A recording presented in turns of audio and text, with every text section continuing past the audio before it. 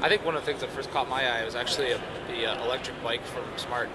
I did. I glanced by there, both the scooter and the bike. They were kinda Yeah, neat. the bike actually has a slot to integrate with an iPhone, and so you can track your rides and things like that. So I thought that was really neat. Absolutely. But yeah, everything has been very cool to see. You know, the Camaro. That's with the Hot Wheels. That's very cool. Always Yep. been a fan of that. So. It is neat. So that was very neat. Yeah, I mean, I've looked around, but nothing's really just like grabbed at me. You? Yeah, so far. So, but I haven't made it through everything. So, Okay. yeah. Good. So, yeah. Well, what do you want to talk about today? Well, so I design with Cadillac, the Cadillac Yeah, division. my role is I'm the design director for General Motors Advanced Design, Okay. and I kind of have two hats. And the second hat is Cadillac Design. Okay. And so, I think they're two of the funnest things to work on at General Motors. They kind of work hand in hand together. The Cadillac, it just has such a look, a really distinct look. What are some influences on that we talk about? That's a good question. I think we're in what we call the Cadillac Renaissance. The philosophy of Cadillac, we refer to it internally as art and science. And when we look back, as we reestablished Cadillac as a brand, 10 years ago, a little over 10 years ago, because things weren't positive in terms of the brand image, is what do we do to rekindle what Cadillac meant? And when we think about Cadillac's heritage, it was a brand that was always looking forward. It was a brand that, and that was forward of technology and forward in form vocabulary. I mean, all the way to from in the 30s with cars that we kind of walked away from standalone fenders on the car to a more integrated style, to the tail fins that emerged that was inspired by aircraft, P-38s. It really was a brand that was looking to the future. What was next? Where are we going to go next? And so in our mind, the philosophy that was established of art and science really was, and it allowed us to kind of accomplish that. We didn't want to be retro. We weren't looking for nostalgia. But we wanted a philosophy that would continue pushing us forward. And art and science, an artist is never happy with his work, and he's always looking for new expressions. He very well may evolve, but by and large, he's always looking to create something new. And science is ever evolving and changing. So it's almost a quest that we thought we're never going to come to a conclusion or a destination. It's always going to be something that pushes us forward. So the surface language at the time that we looked at were these more very, very distinctive, more sheer forms, very edgy forms, which were very much in vogue in 1998, 1999. And that kind of began with this dropping line that went through the middle of the car, but still embracing elements that were really important, getting back to a vertical lamp that was really inspired by the vertical tail lamp, embracing the shield shape of the grille, which is a really important element. So there's certain elements that we kind of identified that these are simple gestured cues that we believe every Cadillac needed to evoke. And so that became the genesis of the form language, and we still have it up today. I could walk you to, other than maybe the Escalade, but even the Escalade carries about 70% of those gestures. So it's not a recipe book, it's more of its guidance of what the Cadillacs need to be making up. So those sheer, very bent edge cars have evolved to cars with more shape and more form, and we continue to evolve the language. But they want to be a little more avant-garde, a little more progressive. We do put people a little bit on edge, but as the awareness of the vehicles in the brand continue to increase, then little by little there's more interest and acceptance to shopping the brand. So, but those are the basic gesture cues. Progressive, wants to be the most progressive brand within General Motors. It wants to be very distinctive compared to all the other premium brands that are in the marketplace. It doesn't want to follow. It really wants to be proud of its American roots as an American premium luxury car. And we want to telegraph a sense of dynamic and sporting character. So it's not just a luxury boulevard cruiser, but it's a luxury car that has capability and dynamics. So all those elements we want to be able to share with the surfaces that we do in the car. Okay? Great, thanks. Okay? My question? Sure, whatever. Okay. We've had if I'm sitting home and I bring home, I had a sport wagon at one time. I had a coupe about 2 months, October sometime. And the conversation, if I sit down with my sons, the conversation is always like, where's the bigger car from Cadillac? The one that is really gonna do the Cadillac thing. And last year you had the XTS here. And I looked at that. I was a little concerned. I mean, maybe I'm wrong, but when I saw the XTS... It's not big enough? No, that cab forward design sort of concerned me.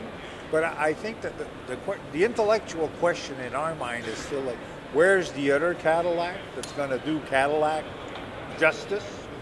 Not the DTS or, is there another Cadillac somewhere? There's several. Several? Good. There are several, and those cars that you're looking for, we are very much working on. I think we all know that that what Cadillac is known for is large luxury cars, and there's no announcements to be made, but we are working on several additional entries within Cadillac as a brand. Where we go forward now, we have to add entries. We have to add volume and choices in the portfolio with more diversity. So these cars are a nice mid-sized car. Yeah. They're pleasant, they're dynamic, but now we need to go up, we need to go down at the same time. So there's activity happening that is pretty much doing stuff just like that. So we're working on it. Okay, so you will see some things that will begin to emerge later this year, perhaps, where you'll see some indications of what we're going to be doing, where we're going to be going. Not the XTS. No. XTS is going to be it was a nice vehicle, but it was by no means a large vehicle statement. No, it wasn't. I saw the car, and I think from my perspective, it was sending strange, like this doesn't send strange signals. The CTS doesn't send strange signals, let's say the sedan. Like that car was just sending... Different. It's a little blurred. It's like, I don't, so... Well, I think, it's... we tend to be working on several things at one time. We bring out the things that we're ready to telegraph. But there are several other entries that we're working on. So I think you'll be pleased to see what emerges next. Yeah, because I had, right before Christmas, I had an Infiniti, an M37. And I was like, God, these people have their act. Same question again. These people have their act together. Where on earth is Cadillac? It's always the right. Because this is like a G37 sort of thing. Yeah, kind of is. So, if Infiniti can get where it's not a perfect car, but Sure. No, I think there are so many projects in play right now within Cadillac that I think you'll be pleased to see the things we're working on, and we're working on the large stuff. Good. That's encouraging to hear. Oh yeah. I think that a bigger Cadillac is the one that's going to do Cadillac right, sort of thing. Well, I think for a large selection of the public, that's what they're looking for. Yeah, we know that. Yeah, very clear. With the right expression and the right tonality and the right gestures. Yep. I agree. Well, when you get there, the common street term, it needs the right element to it. No, don't laugh. That's exactly that. What? You never heard that? No, I said I'm going to have to edit that out of my video. That's exactly. Well, I think for us as a luxury car company, there are many wants and needs and desires in the marketplace. We have the customer wants and needs, but at the same time, there are new requirements that are emerging from us in terms of where are we going to be with CO2, where are we going to be with fuel economy, and I think we unfortunately we have to balance all these requests and demands, and we can't just use technology in terms of hybrids and electric power to be the only answer. No, because there's some people that are not interested in that. So we're trying to make sure that we have the entries that have the proper balance with the total portfolio. If I talk to an Escalade owner, he doesn't want anything any different than the Escalade that he has today. if I talk to a large Cadillac owner like a DTS, he wants a big car that's as big as the DTS that's even cheaper. That's not directionally where I want to go, because I need something that's more expressive, more dynamic. It might be just as big or bigger, but it's not going to necessarily be cheaper, I'll tell you that. And there's a point within Cadillac where it needs to play in terms of price point and capability-wise. And so, but we need to balance the wants, the needs, and the aspirations of the customers we want to appeal to, along with the demands that were being given to us in terms of regulations and restrictions. And that's happening right now. And they're not mutually exclusive. You have to kind of blend those two things together a little bit to make sure that they work. So, but it's an active time in Cadillac portfolio product development right now because it's we literally have more projects to work on than we have people. We can't get them done fast enough, and but that's what makes it both exciting and frustrating at the same time. So, but it's deciphering where the marketplace will be in 4 years from now. There's a little bit of voodoo magic to that sometimes, and making sure that you come with the right product at the right time to make sure that you can maximize the opportunities. So, but a lot of efforts are underway. So it's exciting for us in the studios right now. How do you do that? You mentioned how do you do that? If you're sitting today and you say, well, years today, it's going to take us 2 years, let's say, on a very compressed time frame to develop this, and by the time it's out, it might be 3 years. Well, I think there's a lot of things we do to try to be in tune. We spend a lot of time in doing research to understand not only what are the customers wanting and needing, what are they buying, but we pay attention to where the competition is. And so you can see trends emerge and you plot them. You know where the hot spots are, where there's a lot of activity. You can see areas where there's a lot of opportunity but nobody's doing anything with it. So it's a little bit, sometimes it's almost like hunting for gold mines. Where it's like, okay, you don't just dig a hole someplace, you do a little bit of research to understand where the opportunities are going to be. And you have better than even odds of having success. We're not as risky as hunting for gold, but we want to make sure that we have a fresh enough, number one, do we have the right car design or car entry in terms of size? Do we have the right technology in it? Are we hitting with hybrid? Are we hitting with fuel efficiency? Are we hitting with horsepower?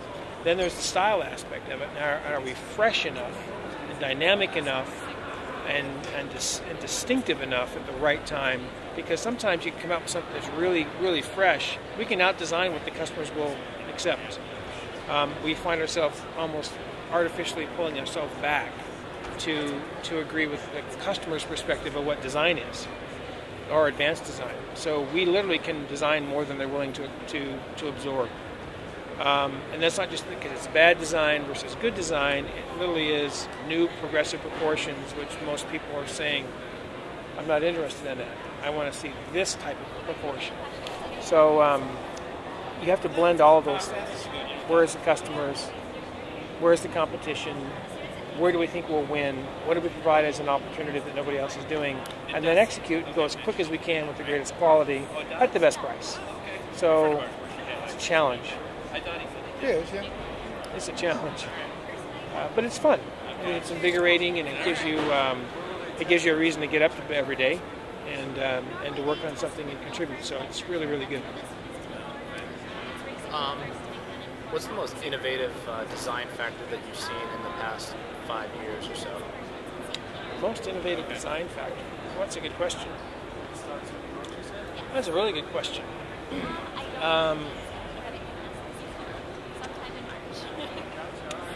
I think one of the things that we don't have the answers to, that it's emerging very quickly, is the human-machine interface inside the cars. Connectivity is, as we talk to customers, one of the things they talk about the most that they want and they're not getting is, how do I connect to the world outside of my car? As much as we want to hear some people say they want to divorce the outside influences from inside the car, the reality is if you spend any time in LA, you're in your car a lot. Yeah. And you can't just go dead quiet. Yeah. So you have to interact. So how do you do the best job of having connectivity, clean, straightforward, elegant connectivity that doesn't distract, but that's very, very efficient. I think that development is going to continue to evolve. But it's changed. When I think about what the last 5 years have been, 10 years, I don't think anybody would have thought we'd be where we're at today with sync and all the things that are inside the car. It'll get even more so. So I think that's going to be one of the huge areas of innovation. I guess you could probably say that the electrification of the automobile is a big innovation. I don't know if it's necessarily for the good. I think we're trading off one bad attribute for another one, and because that energy has to be created somewhere. Right. And it's not coming for free, and there's going to be repercussions of what we're doing there. It just happens to be, to some people, an easier way to address those, that energy problem. But I think probably the electrification of the automobile is probably the second big innovation. And I think on the luxury car side, the rampant escalation of entries in the portfolios. When you look at what BMW and Audi are doing, where they're continuing to slice the sausage even thinner and thinner. With it's not enough to have a 5, but now you have to have a 5 wagon, and you have to have a 5 GT, and I wonder how far you can push these things before there's over penetration.